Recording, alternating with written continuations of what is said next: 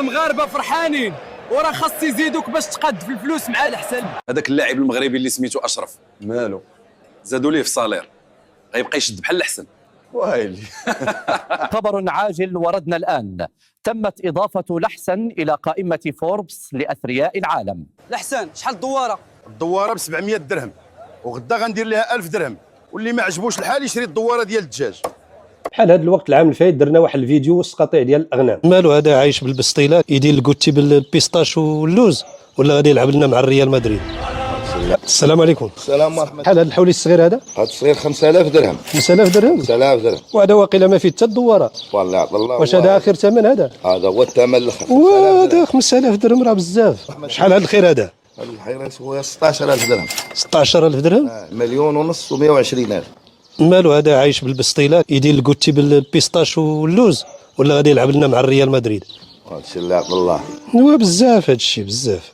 الا مشيتي للسوق ولقيتي بحال هذا كيسوى مليون ولا مليون ونص، رانا كيما قدام الشناق واما قدام واحد داير الاشهار وندور مع مول الاشهار وكيزيد عليك في الثمن. هذه السنه العيد لغاه صاحب الجلاله باش يخفف على المواطنين وباش يقول بلغه واضحه راني حاس بكم والغلا غادي كيتزاد وماشي اي واحد قادر يضحي. لكن شنو وقع؟ اللي وقع هو ان الاعلام ما شرحش علاش جات هذه الخطوه، والاحزاب بلاص ما ينزلوا عند المواطنين يشرحوا لهم استغلوا الظرفيه وداروا الولائم الباذخه في المؤتمرات المحليه ديالهم، والمواطن ما فهمش القرار. داك الشيء علاش قصد الجزاره كيشري الدواره والكبده، وهذا الشيء اللي خلى الدواره تحول من 100 درهم ل 700 درهم في ظرف قياسي. صحيح ان المواطن المغربي تربى على واحد الفكره، هو ان عيد الاضحى ما يكونش عيد اضحى الا كانت فيه الكبده والشحمه والشواء، والا ما شرى العيد راه غادي يحس بالنقص. لكن هذا لا يعني اننا نفكروا غير في راسنا وننساو ان كاين مواطنين اخرين ما عندهم حتى شي حاجه ونا في وقت ازمه وما عندهمش باش يعيدوا. انا ما كنلومش المواطنين لان العيب فين احنا كسياسيين اللي كنخسروا الفلوس على روسنا وكنلمعوهم بلا حتى فايده. ونتحدى الحكومه وناطقها الرسمي انهم يكونوا خرجوا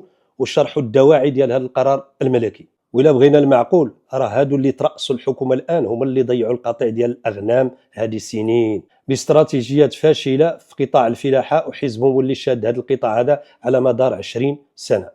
اش داروا؟ لا اغنام لا خضره لا فواكه، حتى لما ضيعوه ودزنا معاهم في مجموعه من المخططات حمراء وصفراء وخضراء والجيل الاخضر والجيل الاحوز وحدث وناقش. هانتوما كتشوفوا النتائج دابا وكنشوفوا التخبط ديال المواطنين وكنشوفوا الدواره كيفاش وصلت 700 و800 درهم في مجموعه من المناطق. انا اليوم ما كنلومش المواطن وما غاديش نجلدو، اللي خاصنا نجلدوه هو روسنا، نجلدوا روسنا كسياسيين ونجلدوا روسنا كحكومه اللي ضيعنا على المغاربه مجموعه من الفرص على مدار سنوات طويله.